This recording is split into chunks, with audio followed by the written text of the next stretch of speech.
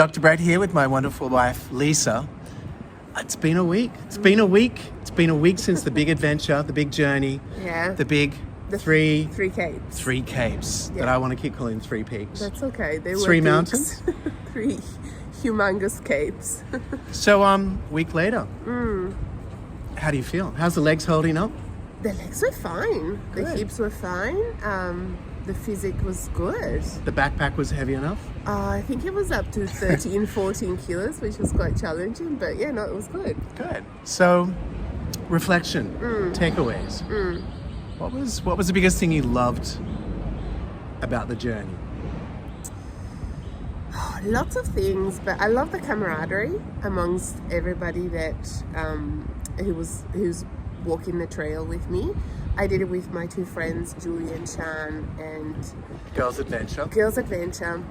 And I love the camaraderie, and I love how everybody is very helping each other out. And you know, we lost spoons at one point, and everybody just all of a sudden we had like lots of spoons on the table.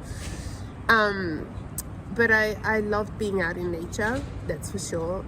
And I just loved moving. I felt invincible. Really? Yeah, I felt Wow. I felt invincible. I was doing something big, so it was a great sense of achievement. The sense of achievement was incredible. Well done. Thank you. So then what was the biggest thing you didn't like, you loathed? Apart from the heavy backpack, I think Cape Pillar is incredibly scary. I don't know if anybody of you has done it, but there's a section where you go up to the blade, which is an incredible, I'll post a photo so that you can actually see. It's an incredible That'd be good. small track, and if you look right, you've got a cliff, and I mean a cliff, and if you look left, you've got a cliff. So you're like one step away from death. And From death. from death. From death. This is not just dramatic, we're talking. And I was petrified. Like, I'm not afraid of heights, but I was afraid of falling. I was literally afraid of falling. So the thing I loathed the most was that. But I had to really push myself. And on this section that was like this wide, I literally went up on all fours. And I had to quiet my mind and saying, you can do it. You can do it. But my body was still, couldn't go ahead. And I just went, Lisa, you can. Of course I can do it. So I closed my eyes and went, and I reached the top, and it was emotionally draining, emotionally elating, and I did it with my friends. So it was, to me, it was So you really had to amazing. stop, go internal, and just connect and really talk to yourself. Talk to myself. You know, even he probably remembers that 2 days before the three capes, I was in tears going, I can't even go up this hill next to the car. I remember. And what am I doing? Like, I question myself, I question my abilities. And again, I had to really look at my internal language and thoughts. And it was actually the biggest lesson. How powerful, like, the body can do it. Like, I feel the body can do it. If the mind can do it, the body can follow. If that makes sense. It does. So think about it, because you'd sat down, you'd thought about it, you planned it out.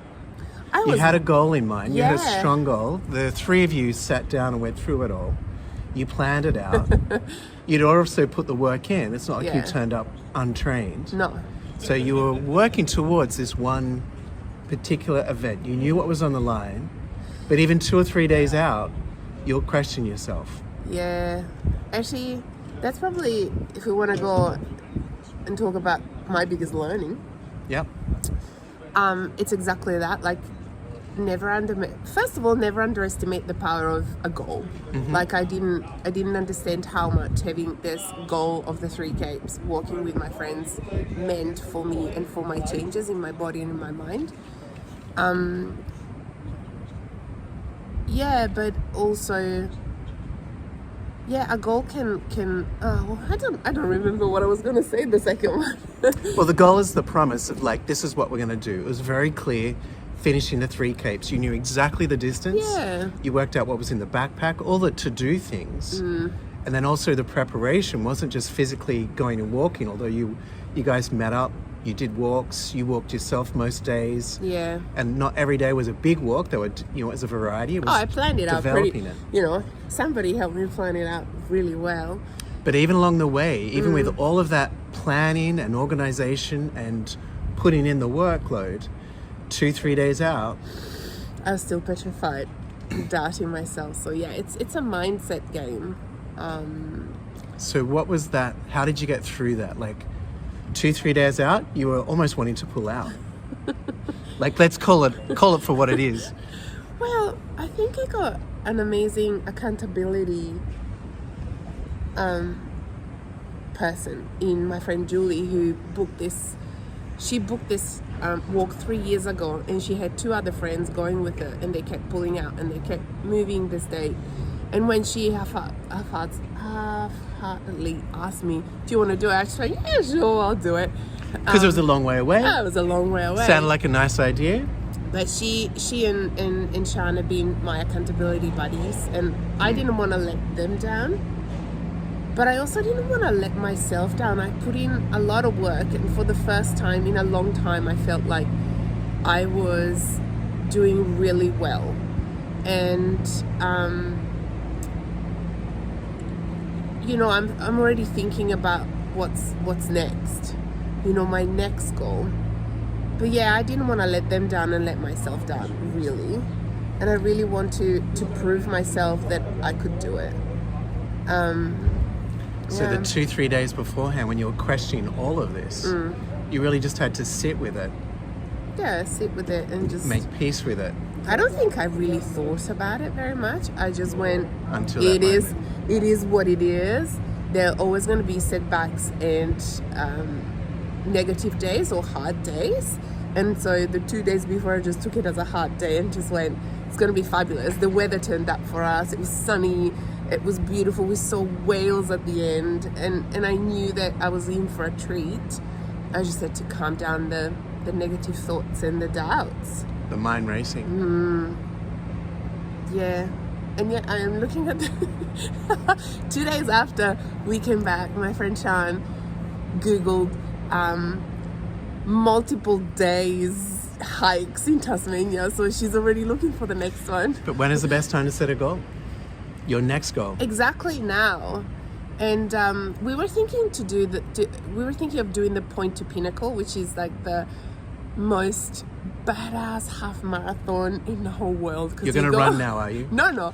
You literally go from the seaside up to Mount Wellington to the top of Kunanyi, and it's like 21 k's of pure brutal ascent. And so Sean was saying, oh, let's do it and we can walk it. And I just realized that I don't need to make my next goal a hard one or harder than what I've done. I just need to set a goal. And I actually quite like the pace.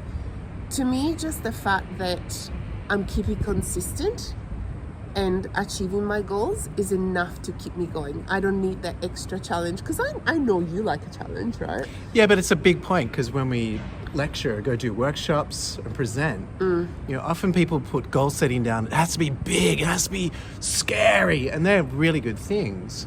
But not every goal has to almost be up in the last one. Sometimes just putting something in place, putting your holiday in place doesn't have to be a massive, scary effort. It could be just setting a goal of taking some time out. Yeah. So for you, in a sense, what I'm hearing is your next walk is more of a goal of setting something consistent. To stay in tune, to keep the effort going, to keep with the 2 friends you've now sort of really befriended quite well. What goes on the 3 caves stays on the 3 caves. And I think that's a good ending. Thank you.